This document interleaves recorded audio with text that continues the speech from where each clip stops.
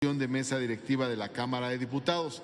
La iniciativa la presenta la diputada Dolores Padierna, pero a nombre de un grupo, de un colectivo de legisladoras y legisladores. Adelante, Gracias. diputada. Gracias, señor presidente. El marco jurídico del Congreso ha sido modificado según hayan cambiado las circunstancias políticas nacionales. Atienden al tenor de la integración política y numérica de cada grupo parlamentario. El gobierno parlamentario debe estar acorde con el sentir ciudadano expresado en las urnas cada 3 años, cuando cambia la integración de la Cámara de Diputados. El marco jurídico debe ser dinámico, adaptarse a la realidad política de cada momento electoral. En las pasadas elecciones del pasado 1 de julio de 2018, el pueblo de México se expresó claramente y otorgó un mandato al Poder Legislativo para llevar a cabo las grandes transformaciones legislativas que requiere la vida nacional. En la Cámara de Diputados, al instalarse la actual 64 legislatura, quedó conformada con Morena, que cuenta con 259 diputados y diputadas. La coalición Juntos Haremos Historia, con 317 legisladoras y legisladores. Esta es una clara expresión de la voluntad ciudadana, un mandato imperativo de la ciudadanía para impulsar la cuarta transformación. La Cámara de Diputados ya no debe obedecer a un funcionamiento de 3 minorías políticas, como lo establece la actual ley. Ese tiempo ya pasó. Hoy la realidad ya no marca una división, un gobierno de minorías, ni un gobierno dividido. Tenemos un gobierno con una mayoría consistente para el normal funcionamiento de la Cámara. Uno de los signos distintivos es que hay un dinamismo legislativo con la finalidad de lograr las modificaciones que requiere la cuarta transformación en el menor tiempo posible. De los 300 distritos de elección directa de diputados federales, nuestra coalición Juntos Haremos Historia ganó 210 distritos, que representa el 70% de los distritos. La segunda fuerza ganó solo 5, el 1.24, y la coalición PAN, PRD, Movimiento Ciudadano ganó el 25%. Eso es sin contar las diputaciones plurinominales. Sola la coalición Juntos Haremos Historia gana la mayoría calificada con votos genuinos de la ciudadanía, mayoría calificada de distritos. Esa fue la expresión del voto directo en las urnas. Las modificaciones al marco jurídico responden a momentos, a necesidades, a contextos determinados. El voto ciudadano no es solo para ocupar curules, sino para hacer las reformas necesarias acordes con el proyecto de nación que gana en las urnas. Desde hace 25 años, desde hace un cuarto de siglo, ningún partido había podido alcanzar una mayoría absoluta en la integración de las cámaras. Eran minorías de distinto peso quienes habían conformado este poder legislativo. Era necesario, por lo tanto, la rotación al frente de los órganos para lograr la gobernabilidad al interior del Congreso. Hoy la propia ciudadanía votó por darle a Morena y a la coalición Juntos Haremos Historia la gobernabilidad de las cámaras, como producto de un ejercicio democrático y de participación ciudadana que caracteriza los nuevos tiempos.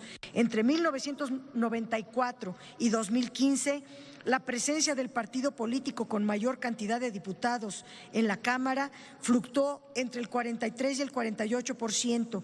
En la actual legislatura, Morena por sí sola alcanza el 52% del total de las curules, mientras que la segunda fuerza política, es decir, el PAN, tiene una presencia de 15% de curules y el PRI tiene un 9.4% de las curules. A diferencia de los procesos legislativos anteriores que buscaban la gobernabilidad mediante equilibrios obligados, hoy la gobernabilidad está decidida en las urnas de manera democrática y es esta fuerza política quien debe continuar el proceso legislativo de la cuarta transformación. En esa lógica, el año de 2006 tuvo que reformarse la ley en su artículo 17, numeral 7, para que la Ley Orgánica del Congreso General reconociera la mesa directiva de la Cámara, para que se fuera repartiendo entre las tres fuerzas políticas principales de forma consecutiva y decreciente, atendiendo aquella realidad en que el partido mayoritario tenía solo el 41% de las curules y la segunda fuerza política el 25% y la tercera el 21%. Con esa reforma se aseguró que las tres minorías tuvieran participación en los órganos de gobierno y administrativos camerales, asegurando también la construcción de consensos y acuerdos parlamentarios. Hoy no se necesitan incentivos ni prebendas para alcanzar consensos y acuerdos parlamentarios. Hoy las fuerzas políticas participan porque sus electores y sus representantes exigen resultados de lo que se ofreció en campaña. Ya no se justifica la reforma de 2006. Es necesario adecuar la ley orgánica del Congreso de la Unión a la nueva realidad.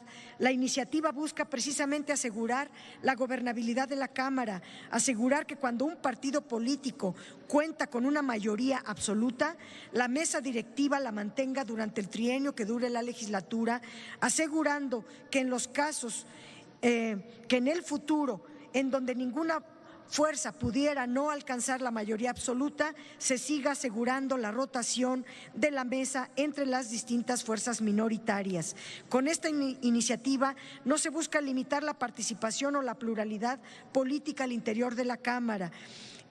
Únicamente se busca reconocer el valor de los votos, el peso político que los votos le dan a cada quien y la participación ciudadana sea el único método para decidir los cargos al interior del Congreso.